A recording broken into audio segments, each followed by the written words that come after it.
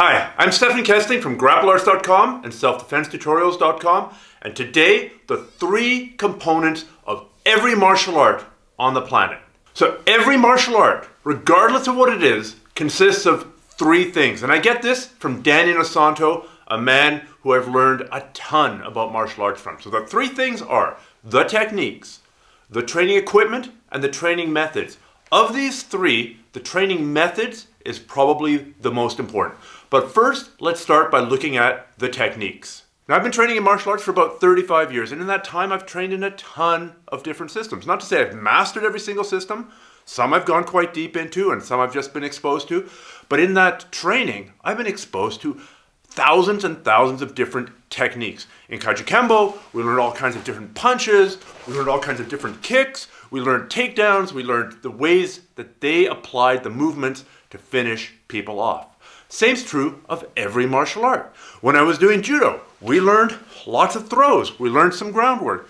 Doing jiu-jitsu, you learn different chokes, you learn different sweeps, you learn different guard passes, you learn different escapes. I've trained in different Kung Fu systems. I've trained in Hung Gar Kung Fu. There were very, very specific ways of holding your hands in a low stance.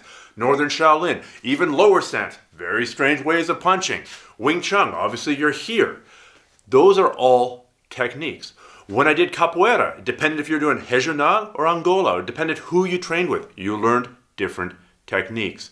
If you're doing boxing, this might be the technique for standing. If you're doing Thai boxing, you're going to be more square. Your hands are generally going to be higher. If you're doing silat, you might be standing with a very strange looking stance by Western standards. But every system has got its own ways of standing, its own ways of punching, its own ways of kicking, its own ways of grappling. There are the specific techniques that go with each martial art.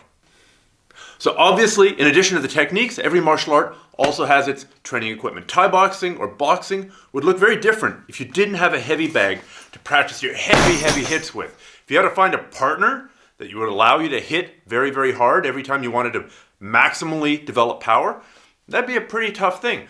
In addition to the heavy bag, boxing also has other pieces of equipment. It's got the speed bag, it's got the top and bottom bag, it's got the uppercut bag, it's got the focus mitts, which are super important. For that matter, it's got boxing gloves. It's got bag gloves and it's got the bigger gloves. Think of how that changes boxing. In the old days, in the bare knuckle boxing days, people didn't really headhunt as much as they do now. That's because if I have bare knuckles and I punch you as hard as I can in the head and you go like this and I hit the top of your head, you might get knocked out and I might break the hand, or both might happen. If I'm a professional boxer, a broken hand's a big deal. So in those days, there were a lot more heavier strikes to the body, and the shots to the head weren't as heavy. That's also why the hands were held here, right? They're hitting really hard to the body. Now the hands are generally held higher. So that's one example of how the equipment has changed the art. But this is true in all martial arts. Almost all martial arts have training equipment. The makiwara, the punching board in traditional Japanese karate, that's used for strengthening the knuckles, for strengthening the punch. It's sort of their equivalent of the punching bag. If you're talking wrestling, well, it's hard to learn wrestling without a mat. A crash mat is very useful for the bigger throws. Then you've got things like grappling dummies that are really important because it's hard to find somebody who will let you snap their head down hundreds of times a day just to practice getting that sudden shock of snapping somebody down and shooting in on somebody again and again and again. So wrestling has its training equipment too. And there's cross-pollination. Different martial arts steal things from other martial arts. For example, Junfan JKD uses the focus mitts from boxing and uses the wooden dummy from Wing Chun. Obviously, Wing Chun uses the wooden dummy. That's another piece of kit. Sometimes the training equipment is absolutely essential. For example, I'm on a mat here.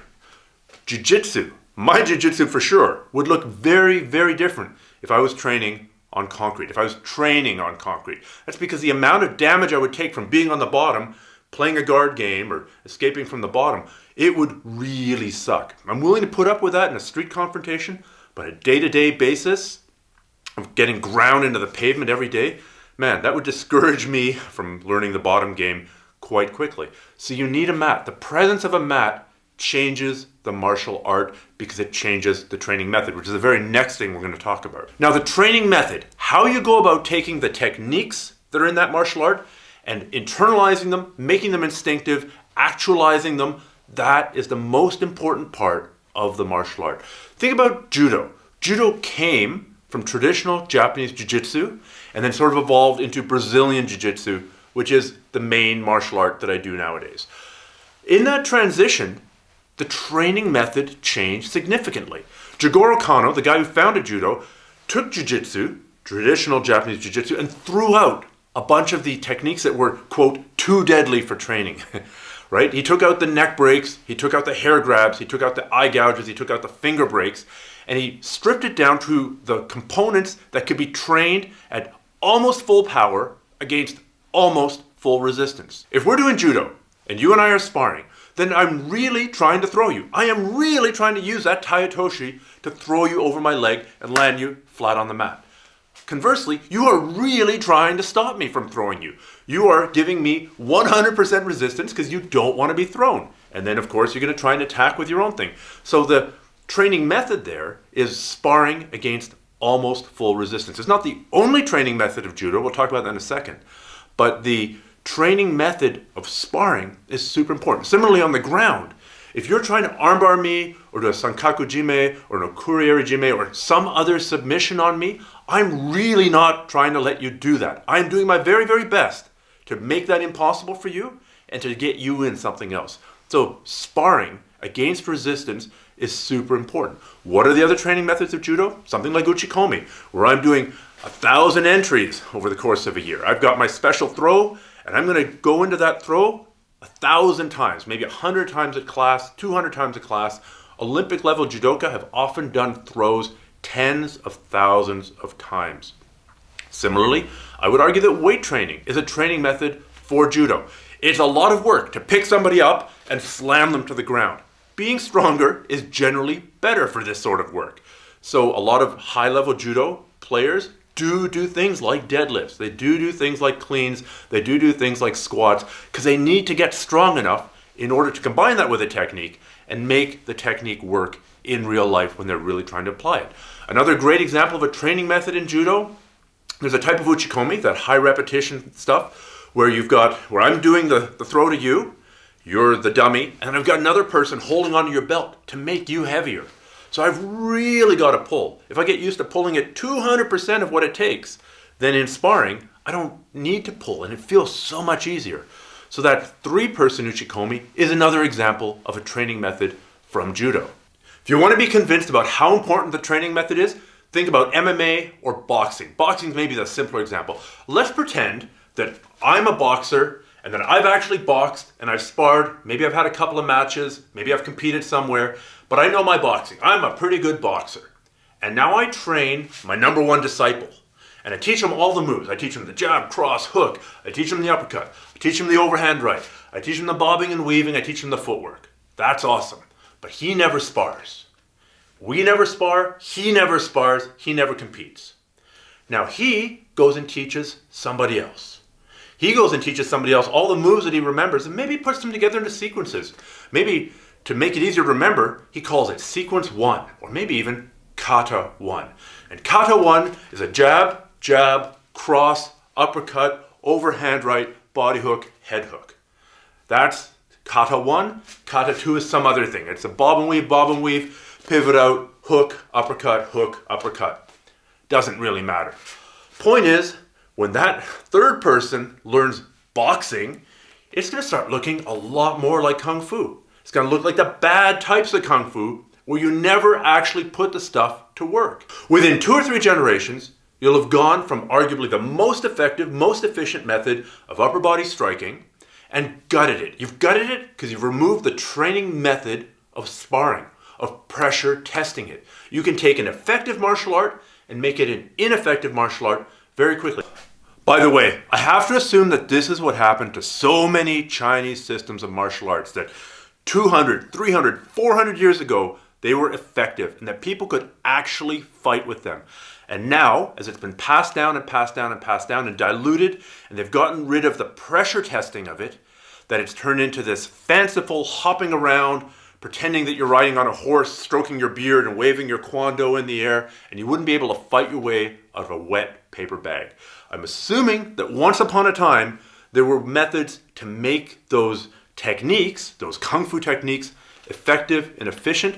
And over the time, it got codified, it got diluted, and they lost the training methods. They may have kept the techniques, but the way to actually punch somebody in the head with your leopard paw, with your phoenix eye fist, with your flying ox hand steals the peaches, or whatever the hell technique it is, that this has now been lost and nobody really can do it anymore. One danger here is I don't want you to come away with the impression that sparring is the only training method. It absolutely is not. In boxing, part of your training method is hitting the heavy bag. Part of your training method is hitting the speed bag or the top and bottom bag, hitting the focus mitts, shadow boxing, sparring, situational sparring, where say you're only allowed to use your jab and the other guy is only allowed to use his cross. That type of training is training, but it's not full-on sparring. There is a method of pressure testing it, but you don't have to pressure test every single thing. There are different training methods within a martial art. Weapon martial arts have got their training methods as well. The Filipino martial arts, you've got your line familiarization striking patterns. Maybe it's your 12 count, depending on which martial arts system you're doing.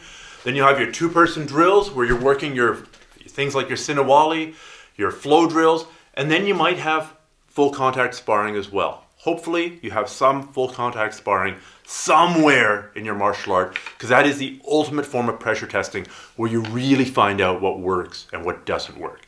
In any case, the key point here is that there are three components to every martial art. They're the techniques. And that's true whether you're doing praying mantis, whether you're doing phoenix eye kung fu, or you're doing boxing.